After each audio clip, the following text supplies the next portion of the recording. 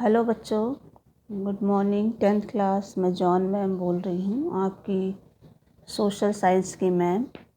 एक बार फिर से मैं आप सभी 10th क्लास के बच्चों का ऑनलाइन ज्योग्राफी की क्लास में स्वागत करती हूँ।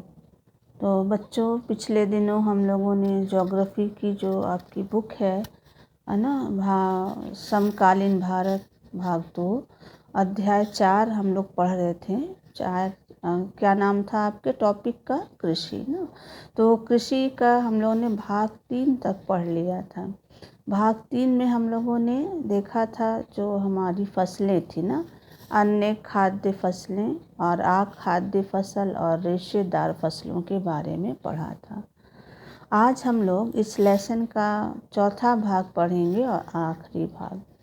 तो आज हम लोग जिस पॉइंट्स के बारे में देखेंगे वो पॉइंट्स हैं हमारे जो महत्वपूर्ण बिंदु हैं, वो है प्रौद्योगिकीय और संस्थागत सुधार। दूसरा पॉइंट हम लोग देखेंगे वैश्वीकरण का कृषि पर प्रभाव और कृषि की राष्ट्रीय अर्थव्यवस्था, रोजगार और उत्पादन में योगदान। तो सबसे पहली हेडिंग क्या है बच्चों? प्रौद्योगिकीय और संस्थागत सुधार। तो बच्चों, आप सभी जानते हैं कि कृषि जो है भारत का बहुत प्राचीन व्यवसाय है ना। हजारों साल से भारत में लोग जो हैं वो कृषि कर रहे हैं। लेकिन जो प्रौद्योगिकी और संस्थागत है ना, जो सुधार थे, परिवर्तन थे, उनका भारत में क्या रहा है? अभाव रहा है। और इस कारण से कृषि का विकास जो था वो अवरुद्ध था, है ना, उसमें बाधा आई। लेकिन आज भारत सरकार के द्वारा है ना कृषि उत्पादन को बढ़ाने के लिए कई सारे प्रौद्योगिकीय और संस्थागत सुधार किए गए हैं। तो ये सुधार कौन से हैं, ये हम लोग जल्दी से देखते हैं। तो भारत सरकार के द्वारा जो सुधार किए गए हैं वो निम्न है। तो सबसे पहला सुधार जो भारत सरकार के द्वारा किया गया है वो है कि सरकार ने कृषि के आधुनिकीकरण के लिए ना भारतीय कृषि अनुसंधान परिषद की स्थापना की, है ना। और इसके साथ ही जो दूरदर्शन है, रेडियो एवं जो कृषि प्रदर्शनियां हैं, उनके माध्यम से किसानों को उन्नत बीज, कीटनाशक, नए कृषि यंत्रों, मृदा और मौसम संबंधी जानकारी जो है वो दी जाती है। दूसरा सुधार सरकार के द्वारा क्या किया गया वो था, सरकार ने स्वतंत्रता मिलने के बाद है ना देश में पहले से प्रचलित जो ज़मींदारी प्रथा थी, बहुत पुरानी प्रथा थी बच्चों, जिसमें ज़मीन पर ज़्यादातर जो ज़मींदार होते थे उनका हक होता था, वो अपना मालिकाना अधिकार समझते थे ज़मीन पर ना।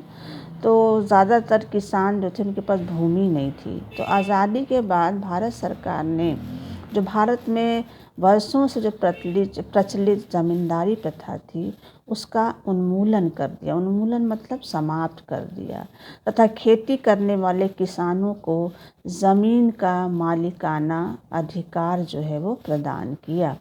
इससे क्या फ़ायदा हुआ बच्चों? इससे एक तो उत्पादन में वृद्धि हुई कृषि, और दूसरी जो भारत में आर्थिक असमानता पाई जाती थी वो उसमें क्या आई? कमी आई। तीसरा सुधार क्या किया सरकार ने? तो 1980 तथा 1990 के दशकों में भारत में व्यापक भूमि विकास कार्यक्रम चलाए गए, जिसके अंतर्गत कुछ महत्वपूर्ण कदम उठाए गए। ये महत्वपूर्ण कदम क्या थे? जैसे सूखा, बाढ़, चक्रवात, आग, है ना, बीमारी के कारण फसलों की बीमा के प्रावधान, और किसानों को कम दर पर ऋण सुविधाएं प्रदान करने के लिए भारत सरकार ने ग्रामीण बैंकों, सहकारी समितियों और बैंकों की क्या की? स्थापना की। चौथा सुधार भारत सरकार ने क्या किया वो था, किसानों के लाभ के लिए सरकार ने किसान क्रेडिट कार्ड और व्यक्तिगत दुर्घटना बीमा योजना यानी PAIS है ना की क्या की? शुरुआत की। पांचवा सुधार क्या किया सरकार ने कि किसानों को बिचौलियों और दलालों के शोषण से बचाने के लिए ना, बिचौलिए दलाल वो होते जो किसानों से अनाज खरीद लेते थे कम दाम पर और बाज़ार में मंडी में उसको दुगने दाम पर बेचते थे। तो किसानों को बिचौलियों और दलालों के शोषण से बचाने के लिए सरकार ने न्यूनतम सहायता मूल्य और कुछ जो महत्वपूर्ण फसल थे उनके लिए लाभदायक खरीद मूल्य की क्या की घोषणा की। तो ये सरकार के द्वारा कुछ कदम थे जो कि उठाए गए ताकि भारत में किसानों की दशा और कृषि की दशा को क्या किया जा सके, सुधारा जा सके। छठवां सुधार क्या किया सरकार ने, चकबंदी की व्यवस्था लागू कर दी, है ना। चकबंदी की व्यवस्था लागू करके सरकार ने प्रत्येक किसान के खेतों को एक या दो स्थानों पर क्या कर दिया, इकट्ठा कर दिया। इससे न केवल बच्चों किसानों के खेतों का आकार बढ़ गया बल्कि उनका जो उत्पादन था अनाज का वो भी क्या हो गया, वो भी बढ़ गया, वो भी अधिक होने लगा पहले की तुलना में। सातवां सुधार क्या किया सरकार ने कि सरकार के द्वारा जो उठाए गए जो ये कदम है या उपाय हैं, है ना, उनका परिणाम है आज हरित क्रांति, श्वेत क्रांति और नीली क्रांति। इन क्रांतियों के रूप में हम सरकार द्वारा उठाए गए जो कदम हैं उनके परिणामों को क्या कर सकते हैं, देख सकते हैं। हरित क्रांति बच्चों अनाज उत्पादन से संबंधित है ना। और श्वेत क्रांति जिसको हम फ्लड ऑपरेशन बोलते हैं, ये आपके दुग्ध उत्पादन के लिए चलाई गई, है ना, भारत सरकार के द्वारा क्रांति है ना, ताकि जो ग्रामीण क्षेत्र हैं उनको दूध उत्पादन में आत्मनिर्भर बनाना। और इसी तरह नीली क्रांति जो चलाई गई वो मछली उत्पादन को बढ़ावा देने के लिए चलाई गई। तो ये जो तीनों क्रांतियां हैं, हरित क्रांति, श्वेत क्रांति और नीली क्रांति, ये भारत सरकार द्वारा उठाए गए जो प्रशंसनीय कदम हैं उनका क्या है बच्चों, एक इन रूपों में हम देख सकते हैं, श्वेत क्रांति के रूप में, हरित क्रांति और नीली क्रांति के रूप में। इसके अलावा और भी बहुत सारे सरकार ने उपाय किए, सुधार किए हैं भारत में किसानों की स्थिति को सुधारने के लिए और अनाज उत्पादन को बढ़ाने के लिए। अब आता दूसरी हेडिंग, वो है कृषि की राष्ट्रीय अर्थव्यवस्था, रोजगार और उत्पादन में योगदान। तो कृषि का क्या योगदान है हमारे अर्थव्यवस्था में, रोजगार और उत्पादन में। तो भारतीय, जैसे कहा जाता है ना कि भारतीय कृषि जो है वो हमारी भारतीय अर्थव्यवस्था की रीढ़ की हड्डी है बच्चों, क्योंकि हमारे जो उद्योग है वो हमारे कृषि पर निर्भर है। भारत सबसे ज़्यादा जो व्यापार जिन चीज़ों को करता है वो कृषि उत्पाद का ही करता है ना। तो इसलिए बच्चों भारतीय अर्थव्यवस्था का रीढ़ माना जाता है भारतीय कृषि को ना। हमारे देश की लगभग 52% जनसंख्या यानी 52% जनसंख्या जो है रोजगार और आजीविका का साधन है कृषि, है ना। 52% लोगों के लिए रोजगार और आजीविका का साधन है कृषि। देश के जो सकल घरेलू उत्पाद है ना, उसमें कृषि का योगदान सबसे ज़्यादा है, 26% यानी 26% योगदान जो है भारत के जो सकल घरेलू उत्पाद है, यानी जो टोटल जो हमारा डोमेस्टिक प्रोडक्शन है उसमें 26% अकेले कृषि से आता है। यही नहीं बच्चों, वर्तमान में जो भारतीय किसान हैं उनको अंतर्राष्ट्रीय प्रतिस्पर्धा का सामना करना पड़ रहा है। इसके अतिरिक्त जो हमारे कृषि उत्पाद हैं, उत्पादों पर आयात कर घटाने से भी देश में जो कृषि है उस पर उसका हानिकारक प्रभाव जो है वो पड़ रहा है। यही कारण है कि जो आज हमारे किसान हैं वो कृषि में पूंजी निवेश जो है वो कम कर रहे हैं, है ना। और यही इसका परिणाम ये हो रहा है कि हमारे देश में जो कृषि रोजगार है वो भी क्या होता जा रहा है, घटता जा रहा है, कम होता जा रहा है, क्योंकि बहुत किसानों को कई सारी चुनौतियों का आज क्या करना पड़ रहा है बच्चों, सामना करना। कौन सी चुनौती? जैसे अंतर्राष्ट्रीय प्रतिस्पर्धा का सामना करना पड़ रहा है। कृषि उत्पादों पर आयात कर जो है वो घटा देने से उसका भी कृषि पर दुष्प्रभाव पड़ रहा है। और इसीलिए हमारे देश के जो किसान हैं अब वो कृषि में ज़्यादा पूंजी निवेश नहीं कर रहे हैं। और ज़्यादा पूंजी निवेश ना होने से जो कृषि रोजगार है वो भी क्या होता जा रहा है बच्चों? घट जा रहा है, कम होता जा रहा है। अब आता है वैश्वीकरण का कृषि पर प्रभाव। तीसरी हेडिंग क्या है? वैश्वीकरण का कृषि पर क्या प्रभाव पड़ रहा है। तो सबसे पहले तो वैश्वीकरण क्या होता है, किसको बोलते हैं? वैश्वी, है ना। वैश्वीकरण मतलब वैश्व का मतलब विश्व से है ना। तो वैश्वीकरण का मतलब पूरे विश्व का एक हो जाना। कैसे एक हो जाना? यानी जब विश्व के अनेक देश बच्चों आर्थिक, राजनीतिक, सामाजिक और सांस्कृतिक क्षेत्रों में एक दूसरे के क्या होते हैं? निकट आ जाते हैं, तो उसको हम बोलते हैं वैश्वीकरण। वैश्वीकरण होने से वस्तुओं का आयात और निर्यात जो है एक दूसरे देशों में क्या हो जाता है? आसान हो जाता है। यानी वस्तुओं का आयात निर्यात करना आसान हो जाता है एक दूसरे देशों में। और जिसका परिणाम ये होता है कि बाज़ार में केवल उच्च गुणवत्ता वाली वस्तुएं ही क्या होती हैं? टिक पाती हैं। तो वैश्वीकरण का प्रभाव हमारी कृषि पर भी पड़ रहा है। कैसा प्रभाव है? अच्छा भी प्रभाव पड़ रहा है और बुरा भी प्रभाव पड़ रहा है। अब वैश्वीकरण का सकारात्मक प्रभाव क्या है और नकारात्मक प्रभाव क्या है? तो सबसे पहले हम लोग देखेंगे सकारात्मक प्रभाव, है ना। पॉजिटिव जो इफेक्ट पड़ रहे हैं वो कौन से हैं? तो पहला सकारात्मक प्रभाव है वैश्वीकरण का कि वैश्वीकरण के कारण अधिक उत्पादित होने वाली जो वस्तुएं हैं, है ना, दूसरे देशों में बेचकर अच्छे दाम प्राप्त किए जाते हैं, है ना।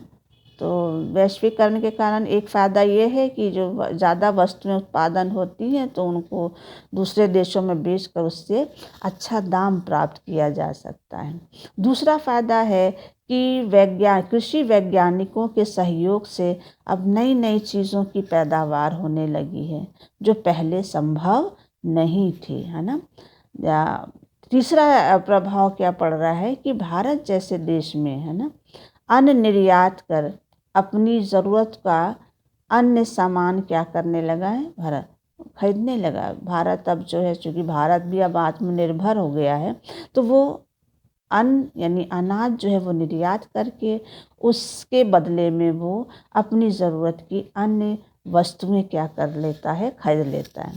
चौथा लाभ क्या हो रहा है कि अंतर्राष्ट्रीय बाजार में टिकने के लिए भारतीय किसानों को अपने उत्पादन की गुणवत्ता व स्तर बढ़ाने की क्या की है? कोशिश की है। तो अंतर्राष्ट्रीय बाजार में बने रहना है तो भारतीय किसानों ने अपने उत्पादन की न केवल गुणवत्ता बल्कि उसका स्तर भी क्या किया है? बढ़ाने की कोशिश की है।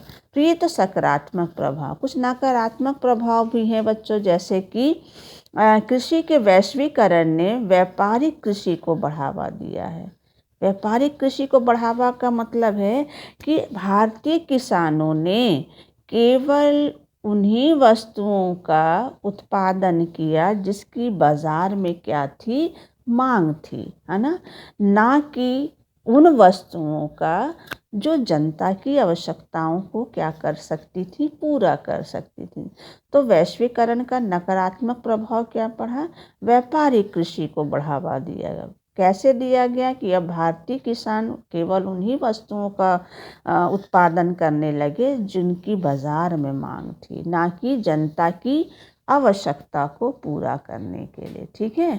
दूसरा नकारात्मक प्रभाव क्या हुआ कि कृषि के वैश्वीकरण के कारण ही भारत को लंबे समय तक ब्रिटेन का उपनिवेश बनकर कृषि पर अतिरिक्त बोझ को क्या करना पड़ा? वहन करना पड़ा, है ना।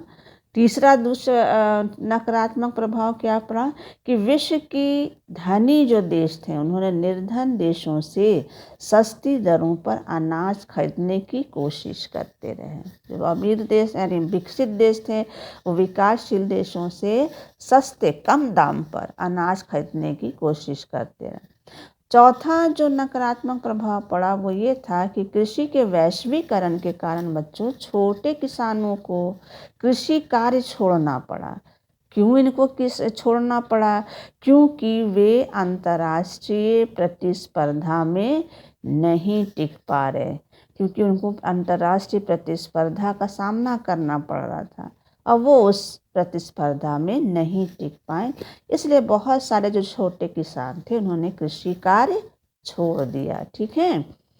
वैश्वीकरण और उदारीकरण के तहत 1990 के बाद से देश के किसानों को अनेक और नई चुनौतियों का सामना करना पड़ा।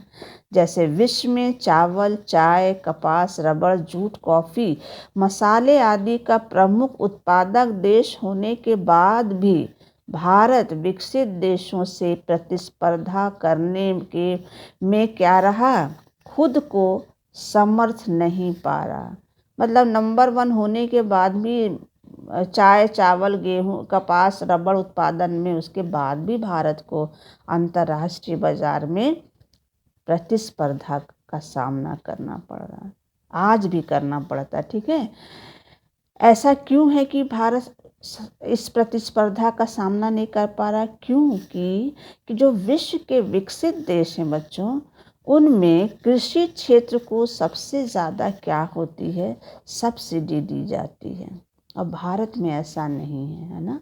तो भारत को सब्सिडी अगर दी जाए यहाँ की गवर्नमेंट के द्वारा, है ना, ध्यान दिया जाए, तो भारत भी इस प्रतिस्पर्धा को क्या कर सकता है? उसका सामना कर सकता है। तो ये हैं भारत के लिए कुछ चुनौतियां बच्चों, जिनका सामना भारत को आज भी अंतर्राष्ट्रीय बाजार में करना पड़ता है। यही कारण है कि एक कृषि प्रधान देश होते हुए भी भारत जो है वो विकसित देशों से काफ़ी क्या है? पीछे है ना। तो इसके लिए ज़रूरी है कि सरकार का नीति हो कि भारत सरकार किसानों को सब्सिडी दे। अब इसी लेसन में 2 चीज़ें और हैं बच्चों, जो सुधार आंदोलन अभी हम लोगों ने पढ़ा है, सुधार जो सरकार के द्वारा किए, उनमें है भूदान और ग्राम दान, है ना। तो भूदान और ग्राम दान पे भी क्वेश्चन आ जाता है। भूदान जो कि विनोबा भावे के द्वारा, है ना, चलाया गया था। महात्मा गांधी के बाद उन्होंने ही इस आंदोलन को आगे बढ़ाया था। तो भूदान, भू का मतलब होता है ज़मीन, भूमि दान करना, है ना। तो भूदान आंदोलन जब चलाया गया विनोबा भावे के द्वारा, तो उस समय के जो बहुत सारे जो अमीर लोग थे, संपन्न किसान थे ना, तो उन्होंने उनके विचारों से प्रभावित हुए और ऐसे ही एक संपन्न व्यक्ति थे जिनका नाम था श्री रामचंद्र रेड्डी। उन्होंने भूमिहीन किसानों को अपनी 80 एकड़ भूमि दान में दे दी, है ना। और 80 एकड़ उन्होंने भूमिहीन किसानों को दान में दी और इसीलिए इस आंदोलन को भूदान के नाम से जाना जाता है। ग्राम दान भी इसी तरह का आंदोलन है। तो ज़मींदार जो कि बहुत संपन्न होते थे, जिनके पास बहुत सारी ज़मीन होती थी, है ना, कितने कितने एकड़ ज़मीन के मालिक होते थे, तो ज़मींदारों ने, है ना, भी क्या किया? जो भूमिहीन किसान थे, भूमिहीन जो मज़दूर थे, किसान थे, उनको ज़मींदारों ने पूरा का पूरा गांव दान में दे दिया, है ना।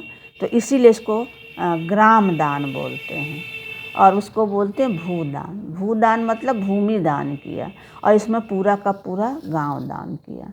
तो इस आंदोलन के पीछे जिन सामाजिक जो कार्यकर्ता थे हमारे विनोबा भावे, उनका सबसे बड़ा योगदान जो है वो माना जाता है, भूदान आंदोलन और ग्रामदान के लिए। तो समझ में आ गया भूदान और ग्रामदान क्या है।